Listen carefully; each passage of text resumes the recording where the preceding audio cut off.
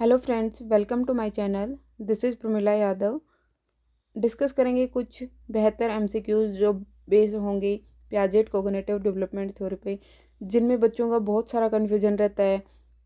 तो आज आप एमसीक्यूज़ के साथ वो अपने कन्फ्यूजन, अपने डाउट सोल्व कर पाएंगे। एम एमसीक्यूज़ हैं वो बेहतर क्वेश्चन है, वो किसी न किसी प्रीवियस एग्ज़ाम में आए हुए क्वेश्चन है। वीडियो में कंसेप्चुअल क्वेश्चन ज़्यादा रहेंगे ताकि आप अपने कंसेप्ट्स क्लियर कर पाएँ। जो हमने कल पियाजेट डेवलपमेंट थ्योरी की थी उसका साथ साथ आपका रिवीजन भी हो जाएगा। तो चलिए शुरू करते हैं। Question number first, development proceed learning is state by. अधिगम है वो विकास के द्वारा आगे बढ़ाया जाता है। ये बात किसने कही थी? ये एक सिंपल सा फैक्चुअल सा क्वेश्चन है। तो ये बात किसने कही थी? पियाजेट ने। तो चलिए नेक्स्ट क्वेश्चन है। Question number 2, the stage in which the child began to think logically about object and event is known as. वह कौन सी स्टेज है जिसमें बच्चा वस्तुओं और घटनाओं के बारे में लॉजिक लगाना शुरू कर देता है? पियाजेट ने अपनी 4 अलग अलग स्टेजेस दी थी, 4 स्टेजेस दी थी। पहले दी थी उन्होंने कौन सी? सेंसरी मोटर स्टेज, इंद्रिय गामक अवस्था। दूसरी कौन सी थी? प्री ऑपरेशनल स्टेज, पूर्व संक्रियात्मक अवस्था। तीसरी उन्होंने दी थी कॉन्क्रीट ऑपरेशनल स्टेज, मूर्त संक्रियात्मक अवस्था। और फोर्थ थी फॉर्मल ऑपरेशनल स्टेज, अमूर्त संक्रियात्मक अवस्था। तो कौन सी अवस्था में बच्चा किसी भी वस्तु या किसी घटना के बारे में लॉजिक लगाना शुरू कर देता है? तो इसका आंसर क्या होगा? कॉन्क्रीट ऑपरेशनल स्टेज, मूर्त संक्रियात्मक अवस्था। जब बच्चे के सामने वस्तुएं सामने प्रेजेंट होंगी तो वो उसके बारे में लॉजिक लगाना शुरू कर देगा। जैसे एग्जाम्पल, अगर उसके सामने आपने 3 डिफरेंट साइज की ऑब्जेक्ट्स रखे हैं तो वो आइडेंटिफाई कर पाएगा कि ये छोटा है, ये बड़ा है और ये उससे बड़ा है। नेक्स्ट क्वेश्चन देखते हैं। Question number 3, in constructivism as proposed by Piaget. Constructivism का मतलब क्या हुआ? रचनावाद में। रचनावाद, पियाजेट को रचनावाद का जनक कहा जाता है। तो पियाजेट ने रचनावाद में क्या कहा था, क्या प्रपोज किया था? पहला था, क्या उन्होंने कहा था education is behaviourist in nature, कि जो शिक्षा है वो बिहेवियरिस्ट, व्यवहारवादी है। व्यवहारवाद का मतलब क्या है? व्यवहारवादी मानते हैं कि जब भी बच्चे में लर्निंग होगी, जब भी बच्चा अधिगम करेगा तो उसके बिहेवियर में चेंज होगा, उसके बिहेवियर में मॉडिफिकेशन होगा। दूसरा ऑप्शन है children participate passively in the learning. Passively का मतलब है कि बच्चा कोई भी कार्य नहीं कर रहा है, बस वो आराम से बैठा है और उसमें नॉलेज भरी जा रही है। थर्ड है एजुकेशन इज टीचर सेंटर्ड, कि दीजिए शिक्षा को आप अध्यापक केंद्रित बना दीजिए, कि अध्यापक जैसे ही पढ़ाएगा, जैसे टीचर पढ़ा रहा है बस बच्चे को वैसे ही पढ़ना है, टीचर की मर्जी चलेगी। और फोर्थ होता है एजुकेशन इज चाइल्ड सेंटर्ड, कि आप एजुकेशन को बच्चे को केंद्र में बना के पढ़ाइए, कि बच्चा जिस तरह से सीखना चाहता है, बच्चे की जो लर्निंग स्टाइल है, आप उसी तरह से बच्चे को पढ़ाइए। हर एक बच्चे का जो लर्निंग पैटर्न है वो अलग होता है। कोई बच्चा करके सीखना चाहता है, कोई बच्चा वर्बली भी सीख लेता है, कोई बच्चा पिक्चर्स के साथ देखता है। तो इसका आंसर क्या होगा? कंस्ट्रक्टिविज्म में हम क्या बात करते हैं कि बच्चे को आप एक्टिवली पार्टिसिपेट करवाए, बच्चा अपनी नॉलेज का निर्माण है वो खुद करेगा। तो इसका आंसर क्या हो जाएगा? एजुकेशन इज चाइल्ड सेंटर्ड, बच्चे को आप केंद्र में रख के शिक्षा दीजिए। नेक्स्ट क्वेश्चन देखते हैं। Question number 4, the stage of cognitive development according to Piaget in which the child object permanence is. देखिए इस तरह के क्वेश्चन बहुत आते हैं कि किसी भी स्टेज से उसकी करेक्टरिस्टिक्स उठा ली जाती है, कि ऑब्जेक्ट परमानेंस कौन सी स्टेज में आती है, कंजर्वेशन कौन सी स्टेज में आ जाएगा, सेंट्रेशन कौन सी स्टेज में होता है। तो इसमें पूछा है कि जो संज्ञानात्मक विकास है, कौन सी स्टेज में बच्चे की संज्ञानात्मक विकास की कौन सी स्टेज में वस्तुओं को लेकर स्थायित्व आ जाता है? पहला concrete operational stage, formal operational, sensory या फिर pre operational. Concrete operational stage है वो 2 से 7 साल तक होती है। फॉर्मल ऑपरेशनल स्टेज है वो अपनी 11 से 15 साल तक होती है। सेंसरी में 0 से 2 साल तक, या प्री ऑपरेशनल 2 से 7 साल तक। कौन सी उम्र में बच्चे को ऑब्जेक्ट परमानेंस आ जाती है? ऑब्जेक्ट परमानेंस का मतलब क्या होता है कि बच्चे के सामने, बच्चे को ये पता होता है कि कोई भी अगर वस्तु बच्चे के सामने प्रेजेंट नहीं है तो भी वो इस वर्ल्ड में एग्जिस्ट करती है। ऐसा नहीं है कि वो किसी जादू से गायब हो जाती है। जैसे कल भी मैंने आपको एग्जांपल से समझाया था कि अगर किसी बच्चे के सामने आप उसका फेवरेट टॉय लाते हैं तो वो हंसने लगता है, और अगर आप उस टॉय को पीछे छुपा लेते हैं तो वो उसे ढूंढने की कोशिश करता है, क्योंकि उसे मालूम है कि अगर उसके सामने भी कोई टॉय प्रेजेंट नहीं है उसका, तो भी वो इस वर्ल्ड में एग्जिस्ट कर रहा है। तो ये होती है ऑब्जेक्ट परमानेंस। तो ये बच्चे में कौन सी अवस्था में आ जाती है? सेंसरी मोटर स्टेज में, उसकी इंद्रियगामक अवस्था में ही ऑब्जेक्ट परमानेंस आ जाती है। नेक्स्ट क्वेश्चन देखते हैं, question number 5। In context of language development which following area was under estimated by? पहला ऑप्शन है ईगोसेंट्रिक स्पीच, आत्म केंद्रिक वाक। प्याजेट है वो ईगोसेंट्रिक स्पीच की बात करता है कि बच्चे अहम केंद्रिक वाक करते हैं, बच्चे अपने आप से बातें करते हैं। दूसरा है एक्टिव कंस्ट्रक्शन ऑफ चाइल्ड, की बच्चा अपनी जो लैंग्वेज है उसका निर्माण स्वयं करता है, बच्चे अपनी भाषा का निर्माण स्वयं करते हैं। थर्ड ऑप्शन है हेरिडिटी। हेरिडिटी का मतलब अनुवांशिक, कि बच्चा अपनी हेरिडिटी अपनी अनुवांशिकता से सीखता है। फोर्थ है सोसाइटी, कि बच्चा अपने समाज से सीखता है।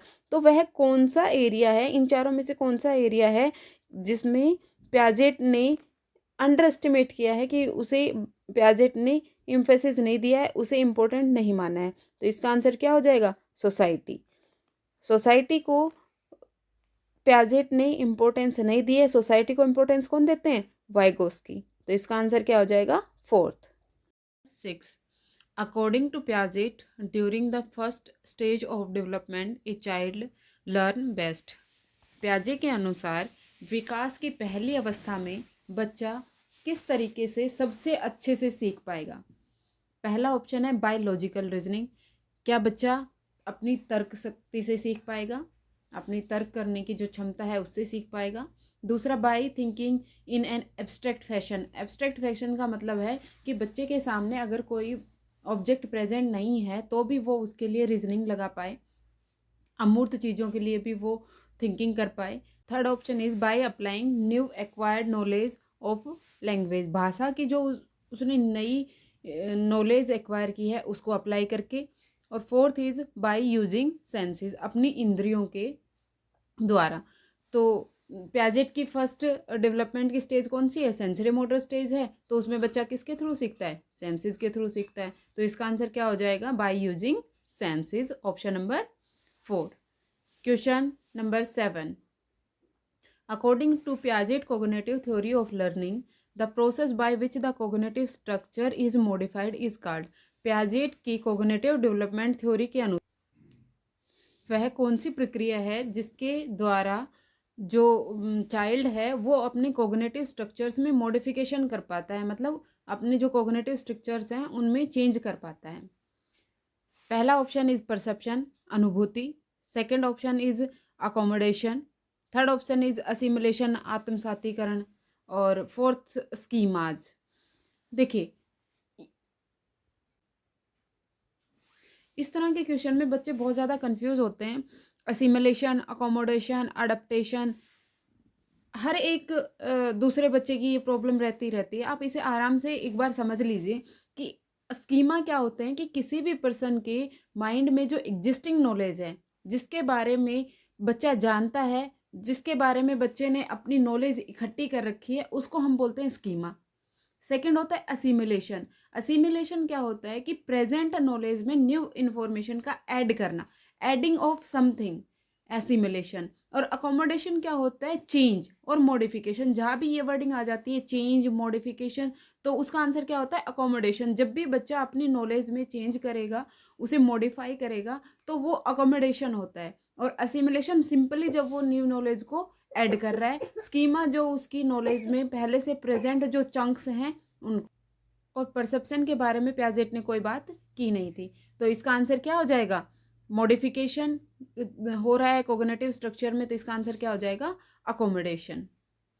असिमुलेशन, स्कीमा और अकोमोडेशन, अडप्टेशन, इन सब के बारे में मैंने प्रीवियस जो वीडियो बनाया था उसमें बहुत अच्छे से एक्सप्लेन किया हुआ है। अगर आपका यहाँ पर क्लियर नहीं हो रहा है तो प्लीज़ जाके आप वो वीडियो देखिए। नेक्स्ट क्वेश्चन देखते हैं, क्वेश्चन नंबर 8।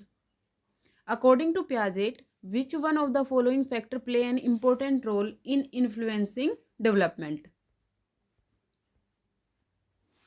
प्याजे के अनुसार विकास को प्रभावित करने वाला एक मुख्य कारक कौन सा है?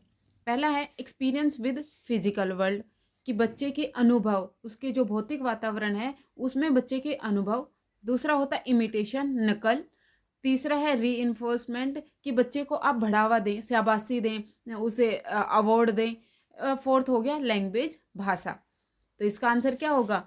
प्याजेट ने किसकी बात की है कि बच्चे को आप उसके फिजिकल वर्ड्स के साथ एक्टिवली इंगेज रखें, अपनी नॉलेज को एक्टिवली कंस्ट्रक्ट करने दें। तो इसका आंसर क्या हो जाएगा? Experience with physical world. कल हमने प्याजेट कोग्निटिव डेवलपमेंट थ्योरी के 4 एलिमेंट पढ़े थे। पहला मैच्योरेशन, उसमें दूसरा क्या था?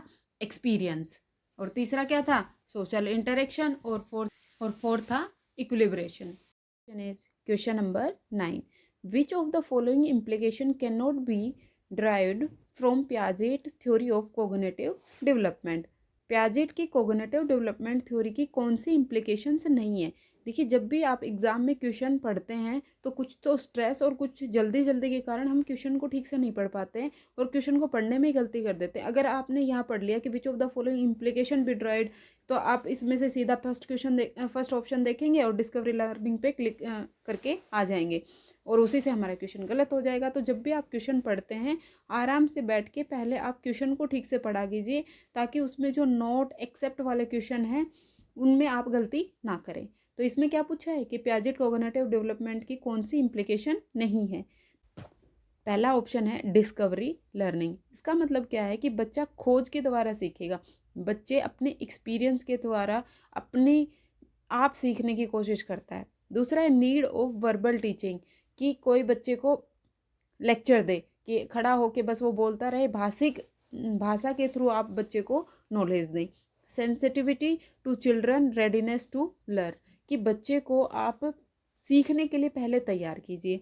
फोर्थ है एक्सेप्टेंस ऑफ इंडिविजुअल डिफरेंस, कि आप इंडिविजुअल डिफरेंस को एक्सेप्ट करें। हर एक बच्चे का जो थिंकिंग पैटर्न होता है, जो सीखने का पैटर्न होता है, वो अलग होता है, इसलिए आपको बच्चे का जो इंडिविजुअल डिफरेंस है उसको तो एक्सेप्ट करना ही करना है।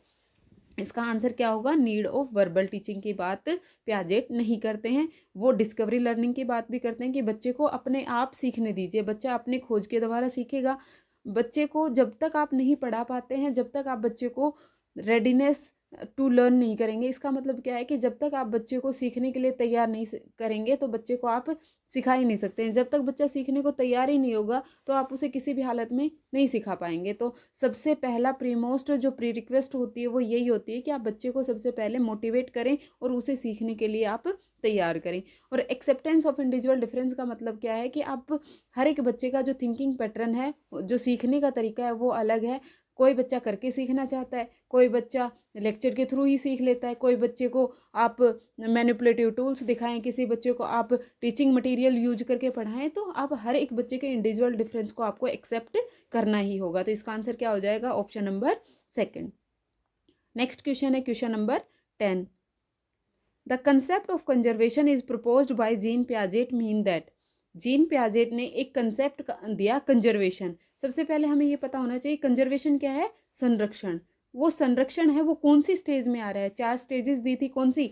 सेंसरी मोटर 0 से 2 साल, दूसरा प्री ऑपरेशनल जो 2 से 7 साल, तीसरा आपकी कॉन्क्रीट ऑपरेशनल। कॉन्क्रीट ऑपरेशनल का मतलब क्या होता है? मूर्त संक्रियात्मक अवस्था। वो कब होगी? आपकी 7 से 11 साल तक होगी। फोर्थ कौन सी थी?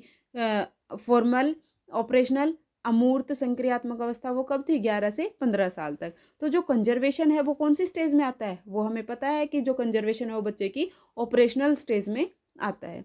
तो इसका मतलब क्या है कंजर्वेशन का? Certain physical properties the same even when appearance is change. तो आंसर तो यही होगा कि अगर आप किसी भी फिजिकल क्वांटिटी है वो हमेशा सेम रहेगी अगर आप उसकी अपीयरेंस चेंज कर दें। इसका मतलब क्या है कि अगर मान लो आपने 1 लीटर पानी लिया है, उसको आपने एक बाल्टी में डाल दिया और दूसरे को आपने एक बोतल में डाल दिया, तो बच्चा अब ये समझ पाएगा कि बाल्टी में और बोतल में जो पानी डला हुआ है उसकी क्वांटिटी सेम है, उसमें कोई भी चेंज नहीं है। इसमें बच्चा क्या समझ पाता है कि चाहे आप बच्चे को आटा दें, चाहे बच्चे को आप उस आटे की चपाती बना के दें, वो दोनों का जो साइज है, उन दोनों का जो वेट है वो बराबर रहेगा। आज की वीडियो में हम 10 ही क्वेश्चन करेंगे। आई होप आपके सारे क्वेश्चन क्लियर हुए होंगे। आप मुझे ज़रूर बताइएगा आउट ऑफ 10 आपके कितने क्वेश्चन ठीक हुए, और अगर आपका कोई डाउट है तो भी वो आप क्लियर कीजिए। नेक्स्ट वीडियो कल जो मैं वीडियो लेके आऊँगी उसमें 10 क्वेश्चन जीन पियाजेट की थ्योरी से और करेंगे, ताकि आपका जो ये टॉपिक है वो बिल्कुल क्रिस्टल क्लियर हो जाए, कोई आपका डाउट ना रहे। आज के लिए इतना ही। Thank you and have a nice day.